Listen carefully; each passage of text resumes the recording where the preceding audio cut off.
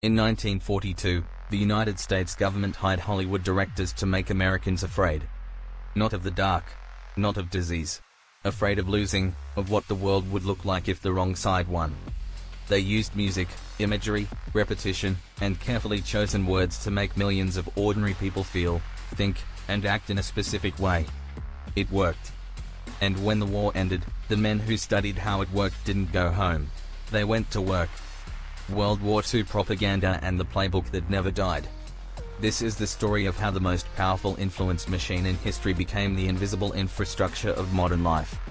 The techniques developed in the propaganda ministries of the 1940s, by governments on both sides of the war, did not disappear with the armistice.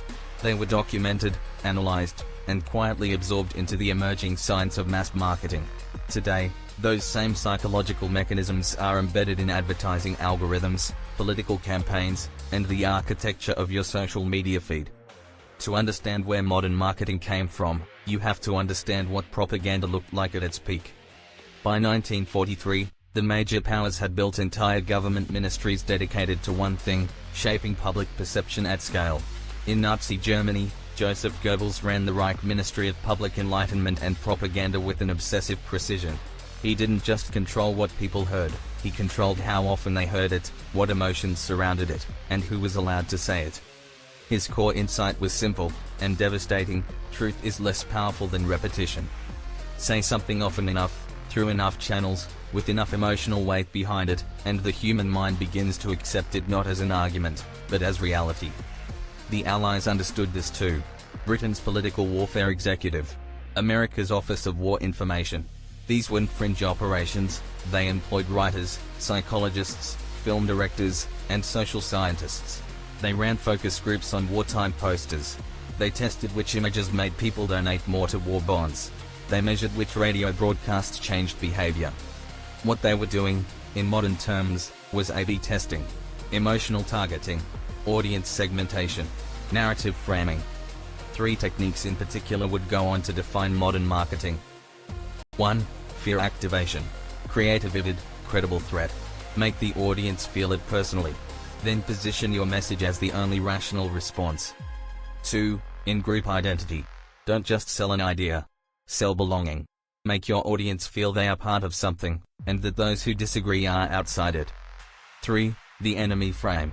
Every effective propaganda campaign has an antagonist. Not a problem, a villain. Something with a face, a name, an intention. Someone to be against. These weren't invented in World War II, but they were industrialized there. And that industrialization didn't end when the fighting stopped. The war ended in 1945. The infrastructure of mass persuasion did not. In the years that followed, something quietly extraordinary happened. The psychologists, sociologists, and communications scholars who had spent the war studying how to move millions of people, they moved into universities, into government advisory roles, and increasingly, into the private sector. One name stands above the rest. Edward Bernays, nephew of Sigmund Freud. He had already pioneered what he called the engineering of consent in the 1920s, but the war turbocharged everything. The techniques that had been proven on a global scale, emotional priming, symbolic association, manufactured social proof, were now available to anyone who could pay for them. American corporations were paying attention. In the post-war boom, advertising transformed. It stopped selling products and started selling identities. Cigarette campaigns didn't sell tobacco, they sold masculinity, freedom, sophistication. Car advertisements didn't sell transportation, they sold status, power, the open road. The product was almost incidental. What was being sold was a feeling, a self-image, a sense of belonging to a certain kind of person. This was Goebbels' in-group technique, stripped of its politics and handed to Procter & Gamble. The fear activation framework became the backbone of insurance advertising, pharmaceutical marketing, and financial services. The enemy frame became the engine of political campaigning on both sides of the aisle. By the 1960s, academics were writing openly about the connection. Vance Packard's The Hidden Persuaders, published in 1957, laid out in plain language how post-war advertisers were using psychological research, much of it developed during wartime, to influence consumer behavior below the level of conscious awareness. The book was a bestseller, and largely ignored by the industry it exposed. Because the playbook worked. And when a playbook works, you don't retire it. You refine it. For decades, the playbook had one limitation: scale. A television advertisement could reach millions, but it reached all of them with the same message. A billboard spoke to everyone who drove past it, regardless of who they were, what they feared, or what they wanted. Mass media was powerful, but it was blunt. A sledgehammer when what the playbook really needed was a scalpel. Then came the internet. And then came the data. What social media platforms built, over the course of the 2000s and 2010s, was something the wartime propagandists could only have dreamed of. Not just a broadcast channel, a two-way surveillance system. Every click, every pause, every share, every reaction fed back into a profile.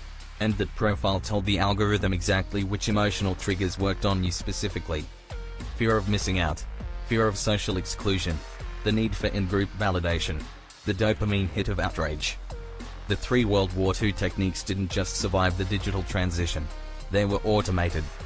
Fear activation is now run by an algorithm that has learned, through billions of data points, exactly which headline makes your pulse quicken. In-group identity is amplified by feed design that shows you more of what you already agree with, deepening your sense that your tribe is right and the others are a threat. The enemy frame is the single most engagement-generating content format on every major platform because anger travels faster than reason, and the platforms are optimized for engagement above all else.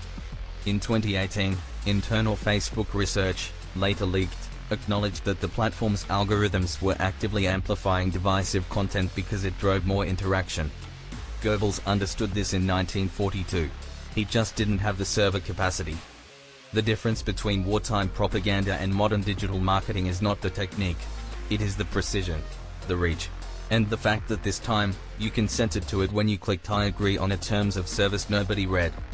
So where does that leave us? It would be easy to end here with outrage. To frame this as a conspiracy, a shadowy network of manipulators pulling levers behind a curtain.